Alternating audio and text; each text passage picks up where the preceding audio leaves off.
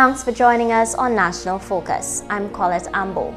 Coming up, a Prime Minister and Minister for Finance to present an over $480 million budget to Parliament on Wednesday.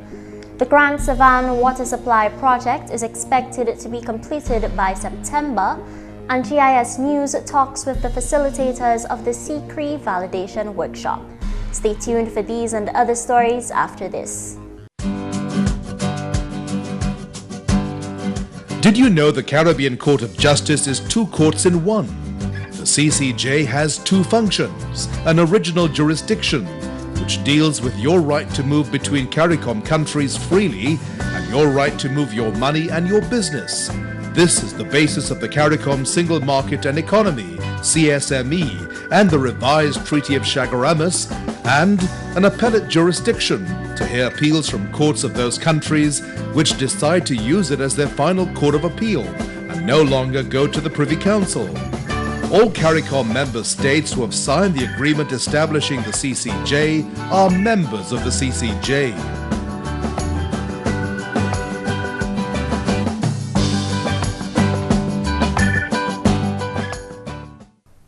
Thanks for staying with us. Honorable Prime Minister and Minister for Finance, Foreign Affairs and Information Technology, Roosevelt Skerrit, will present an over $480 million budget to Parliament on Wednesday. The Finance Minister will present the 2014-2015 budget during the first meeting of the 5th session of the 8th Parliament at the House of Assembly in Roseau. President of the Commonwealth of Dominica, His Excellency Charles Savanne, will inspect a guard of honor, including contingents of officers of the Commonwealth of Dominica Police Force, Fire and Ambulance Services, and Prison Services. His Excellency President Savanne will also address Parliament. The Prime Minister's budget presentation will be carried live on GIS Channel 7 on Mapping 2K4 and the SAT Telecommunications Limited Channel 2. Be sure to tune in to GIS between 6 p.m. and 7:30 p.m. on Wednesday for a post-budget discussion live from GIS Studios. Wednesday's meeting of Parliament will begin at 10 a.m. and according to Honorable Prime Minister Skerrit, new measures will be introduced during the budget which Dominicans will welcome. In our consultation with the Dominican public and various stakeholders, there are some measures which we will present to the Parliament when we meet next week, which I'm sure the population will receive with a great welcome. In response to questions regarding less VAT in the hotel sector, the Prime Minister had this to say. One of the things I've always stated is that the VAT replaced a number of taxes in the country. And while we want to be responsive to the requests of various stakeholders, the government must take every request and consider the whole before we take a decision. You cannot take a decision without looking at the whole impact on the entire country. There may be one or two of the requests the DHTA have asked for, which we can consider in the upcoming budget. Of course, we will continue to review the legislation.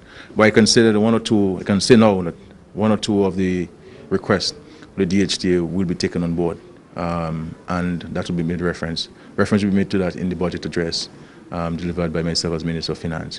The Prime Minister told reporters recently that while measures that are expedient may seem like the best answer, significant consideration is needed to preserve the country's resources.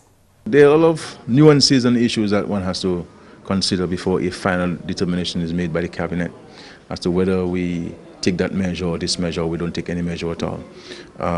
Because you don't want to go and take a decision which might sound politically expedient, but which does not augur well for the health of the finances of the country.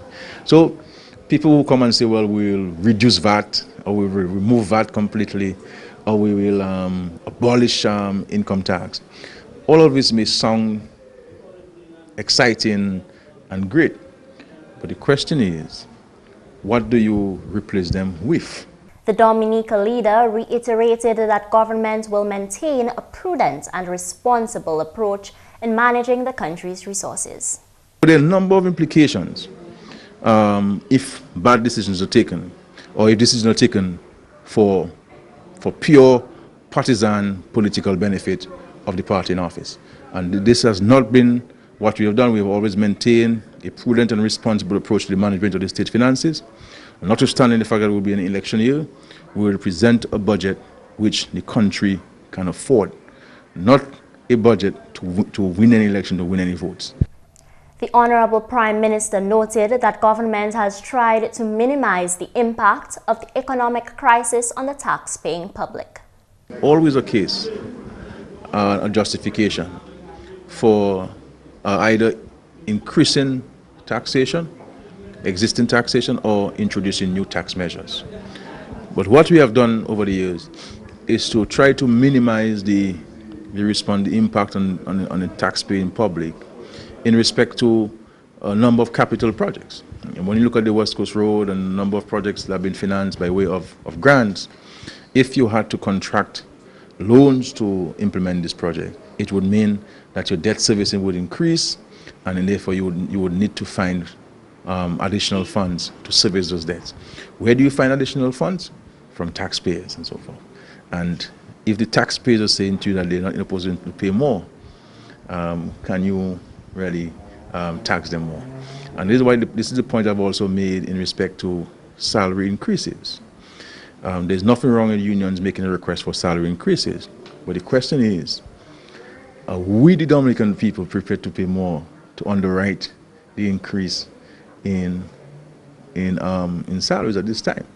The island's Prime Minister, Honorable Roosevelt Skerrit, has indicated Dominica's interest in hosting the Caribbean Center for Renewable Energy and Energy Efficiency. The center will coordinate regional energy efficiency efforts and will complete a global network of green energy centers. I understand and respect the process that will go into the selection of the host country for the secret. However, having highlighted Dominica's RE efforts and taken into consideration that Dominica has the highest percentage of RE in its energy mix among the Caribbean countries, I want to take this opportunity to suggest to you that Dominica would be the ideal location for the Caribbean Center for Renewable Energy and Energy Efficiency. A team of visiting delegates went on a tour of the geothermal plant last weekend, which Ambassador Vince Henderson says may have spoken volumes about Dominica's readiness to house the center. They wanted to validate that in fact Dominica is doing what it said it's doing, and we expressed already our intentions to be the host country of the Caribbean Renewable Energy and Energy Efficiency Center, and for some they felt that they would like to see and confirm for themselves that we in fact have the hydro that has been operating, as I told them, for more than 2 decades, that we have gone that far in geothermal development. So for us it was an exciting moment. Centers for renewable energy and energy efficiency have been established for small island developing states in West, South and East Africa and the Arab region. The 2-day validation workshop for the Caribbean Center for Renewable Energy and Efficiency has ended, and organizers agree that much has been accomplished.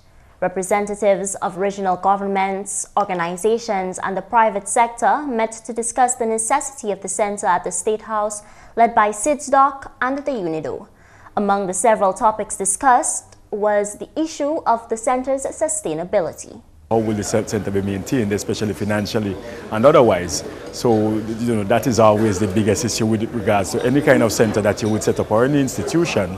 How do you maintain and manage the inflow of funding into the center? And this is something that we are still addressing, but we have been making some headway into. I think it is also very timely. It is sustainable because of the fact that the benefits that would accrue to the region from such a center would allow or justify the kind of financial support that it would be required to keep it running and keep it afloat, because the kind of monies that have been spent by the region and energy imports and the kind of monies that we are losing from potential energy savings would be far more than this amount of money that is required to sustain and maintain the center. So it is much easier for us to spend less to manage and maintain the center than it would for us to continue bleeding for energy services as we now are. Dr. Pradip Monga, Director for the Energy and Climate Branch of the United Nations Industrial Development Organization, told GIS News that his organization welcomed the request from SIDS-DOC for the center. He referenced the clear advantages of the established centers in West Africa or ECOWAS. This center, for example, in ECOWAS region has not only brought in number of regional policy coordination role, but also bringing the investment plans, bringing the various partners. These centers, the most important job they do is to bring various stakeholders together and to have that larger picture in mind, and then helping the various players to really promote these technologies very quickly. The main focus is on knowledge management and capacity building and scaling up investments in this region, helping other partners already working to coordinate their work to bring down the cost of what we call economies of scale and bringing down the transactional cost of doing business in these technologies. Dr. Monga says these and other advantages are envisioned for the Caribbean region. In fact, we would like to go a step further. Caribbean region is very rich in human resource, a very high level of human skills. There's a lot of need.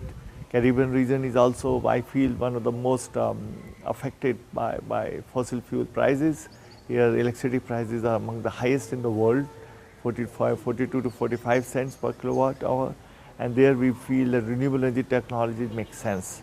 And similarly, energy efficiency is a very important part of this whole solutions, because there are two sides of same coin, renewable and energy efficiency. Energy saved is energy produced across buildings, across industries, across transport sector.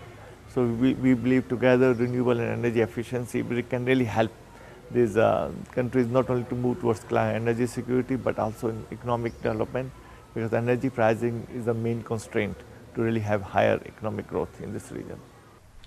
SIDS-DOC coordinator Dr. Albert Binger says the invited participants were selected for a variety of perspectives in the discussion. So each has a perspective. The national representatives, who really will be the ones who make the decisions because they are the government people, but we need the support of the partners and the private sector. And as well, we will have to work with the regional organizations. So we need to have all parties present so everybody can hear everybody's perspective and be influenced or disagree or agree. So there is a free flow of exchange and common understanding emerge.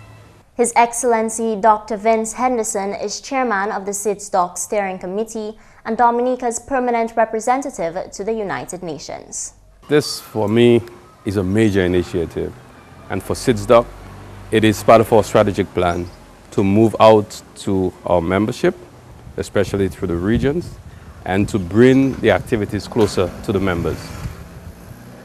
The Regional Renewable Energy and Energy Efficiency Center could help to create within the Caribbean the capacity that we need to transform the energy sector to move away from the old fossil fuel into clean, renewable energy that will reduce the cost of electricity for our people. Look out for more on this story in a subsequent newscast. In other news, cricket coaches in Dominica are now better equipped to deal with laws pertaining to child abuse in sports, thanks to the efforts of the West Indian Cricket Board, UNICEF, and the government of Dominica. At a workshop dubbed Fair Play Initiative, Child Protection in Cricket, held on Monday, July 21st, coordinator of the Child Abuse Prevention Unit, Gemma Azil Luce, noted that all children have the right to be protected. Under the Convention on the Rights of the Child, Article 38 and 19, all children have a right to be protected, and all adults, duty bearers, have a responsibility to protect them. Honorable Minister for Social Services, Gloria Shillingford, revealed that a prime focus of her ministry is prevention, and so is pleased that this training for the coaches furthers this cause. As Minister for Social Services, Community Development and Gender Affairs, we place a lot of emphasis on child abuse prevention, sensitization, and public awareness, all geared at reducing the number of cases of child abuse. We all know that An ounce of prevention is better than a pound of cure. Sports Coordinator Trevor Shillingford, who was representing the Minister for Sports and Culture, revealed the importance of the role of a coach. The responsibility placed on coaches is enormous, as they are given the trust of parents and society at large. Their actions, therefore, can make or break the child. However, society's expectation is that as coaches, you make the child. Hence, the reason for you to be equipped for this challenge. Kushial J. Singh, Senior Project Officer in Schools Cricket from the West Indies Cricket Board, gave his hopes for the workshop. Well, we hope that it will enlighten our coaches on the matter of child protection and make them, just let them have a more robust understanding about the topics with regards to neglect, sexual abuse, the other types of abuse basically. So we want them to leave here thinking about that today and just understanding their role not only as coaches but as caregivers, as role models, as advisors. The role of a coach today has changed very much. So when they leave here today, we want to have a well-rounded coach in cricket. The workshop was held at the Windsor Park Sports Stadium conference room. In more news, construction work on the Grand Savannah water supply project is expected to be completed by September this year. That's according to the General Manager of the Dominica Water and Sewage Company, DOWASCO, Bernard Etinoff. Etinoff made the comment while speaking to reporters on the project site last week. For several years now, the people of Grand Savannah in Salisbury have been complaining. They've mounted delegations to the ministry, of course, seeking to get potable water to their community. What they have been doing is accessing water through the farmers' water, which is a water system set up by the farmers in the Grand Savannah area, which is untreated water for irrigation purposes, and they have had to use that for some time, or truck water at exorbitant prices to do their domestic chores. So we finally came to the rescue of these people. The government has provided some $2.5 million to execute this project. The project involves, as you can see behind us here, a storage tank of 60,000 gallons capacity, just about 26,000 feet of various sizes of pipelines for both distribution and supply to the communities.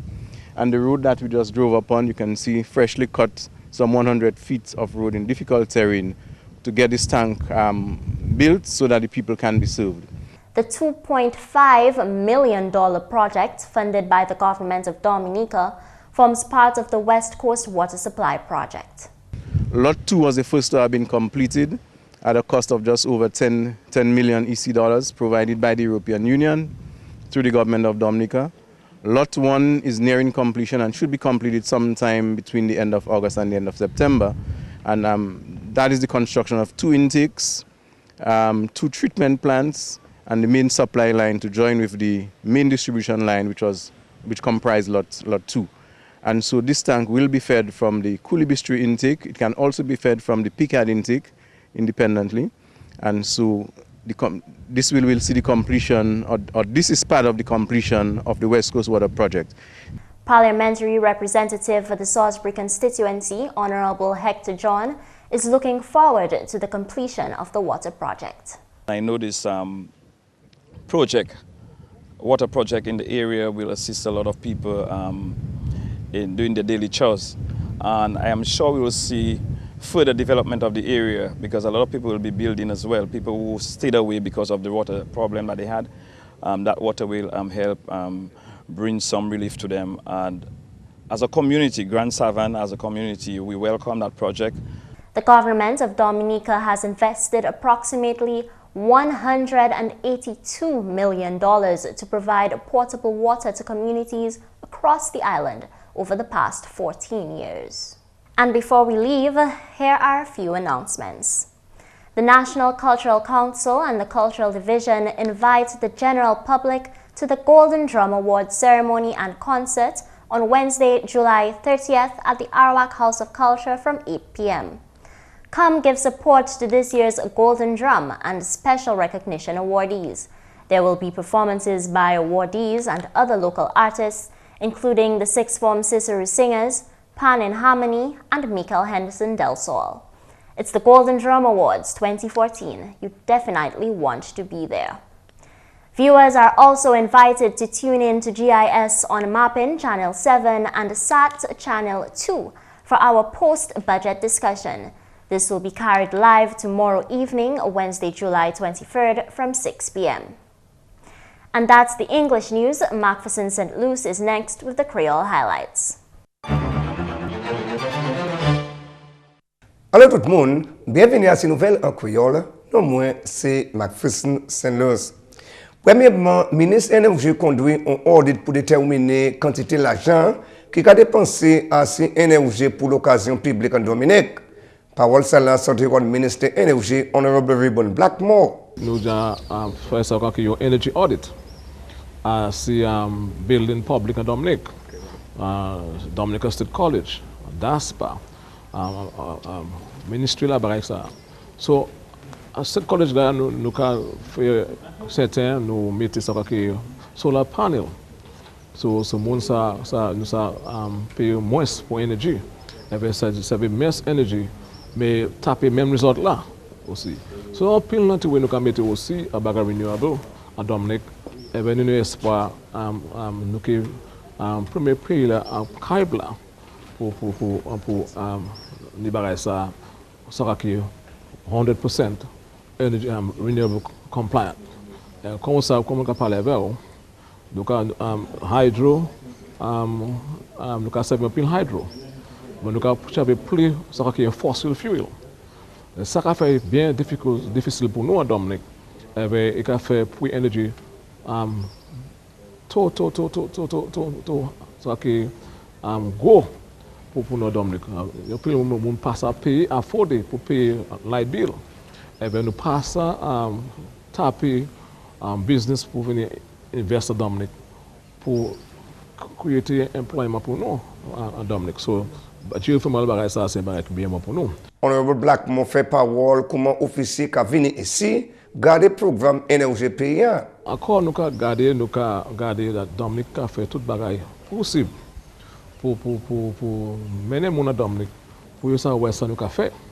Et bien nous confiance Centre Excellence si nous taper ça Dominique et que bon pour nous donc ici Nick ça qui est programme à State College là so student nous quand ça fait programme qui a fait sens en renewable energy football. So ça va être bien important. C'est un programme qui est bien important pour nous et le workshop ça bien bon pour nous Dominique.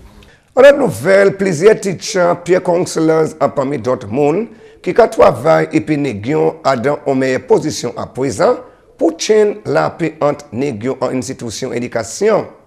Un workshop 10 semaines venu au bout de vendredi qui passé en Dominica Grammar School en Roseau. Ministère de l'Éducation, Honorable Peter Saint-Jean, fait parole bénéfice workshop là qui a assisté négion manière pour agir et puis on est l'autre. Workshop ça là pour 2 semaines là, des dernières semaines là qui passé, qui a adressé problèmes jeunes gens, spécialement en l'école et aussi en société là. À ça nous devons faire, nous devons éduquer, traîner ces teachers là pour yo à dans meilleure position pour deal avec ces problèmes ça là qui jeunes gens kaba et travailler et puis yo pour yo ranger, adresser ces problèmes ça yo. Et aussi, on l'autre facette, traitement ça là, c'est teachers là qui nous traînent, yo qui aller à l'école et yo qui essayer passer traitement ça là dans les autres teachers en l'école yo.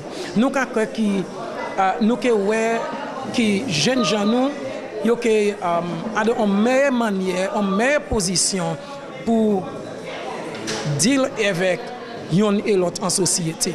Ministre Saint-Jean a complimenté l'organisation qui a assisté à l'événement là. Nous voulons complimenter USAID et aussi OECS Secretariat pour travailler et puis nous en ministre éducation et ministre community development puisque c'est eux qui ban nous qui ont aidé nous ban nous l'argent là pour faciliter l'événement ça là.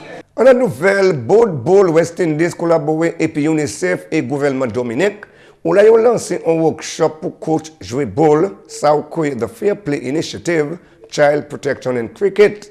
Ils ont tenu une cérémonie en Stadium Windsor Park lundi pour te lancer workshop là. Coordinateur pour les enfants qui abusent, James Azel Lewis, fait parole bienvenue pour l'initiative là.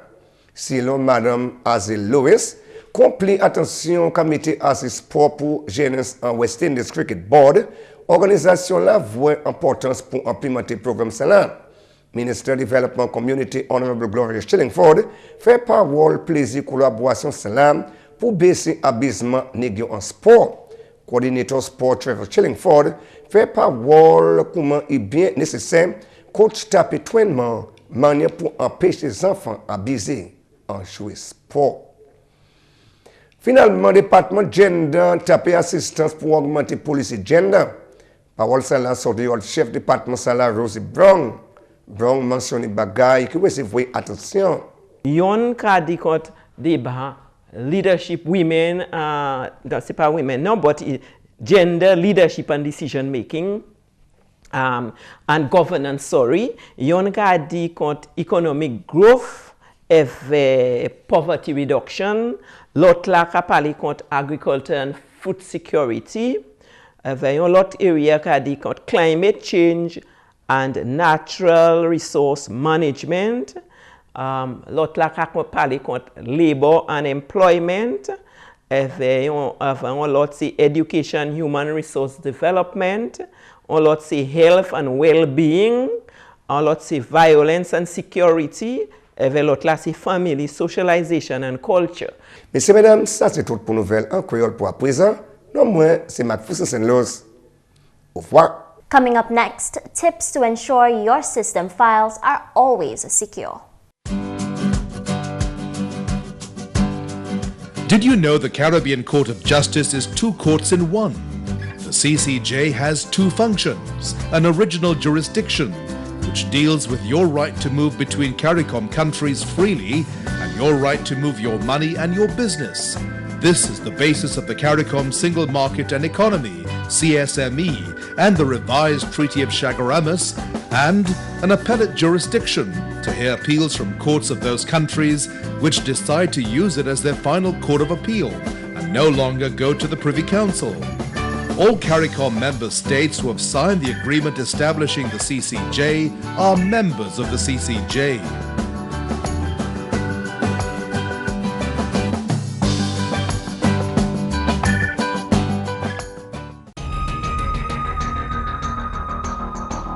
You asked for it. See more evidence of development right here on the Government Information Service. Your hard drive might crash. Thieves might steal your laptop at a cafe. At times like these, having a secure, up-to-date backup of your hard drive can be a lifesaver. Here are a few tips to help you do just that.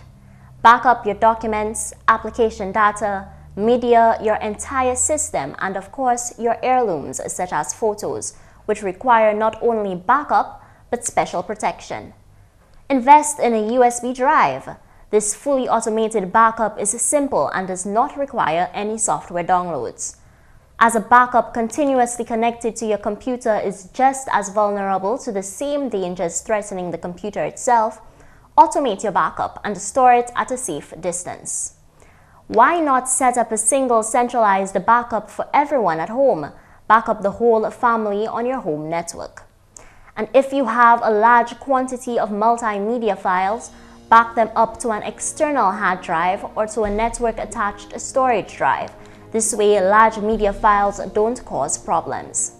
Remember, it's not a matter of if you lose your files one way or another, it's a matter of when. And that's all for this edition of National Focus. We always welcome your suggestions and comments. Drop us an email at gis@dominica.gov.dm or visit our website news.gov.dm. Like our Facebook page, facebook.com/GIS News Dominica.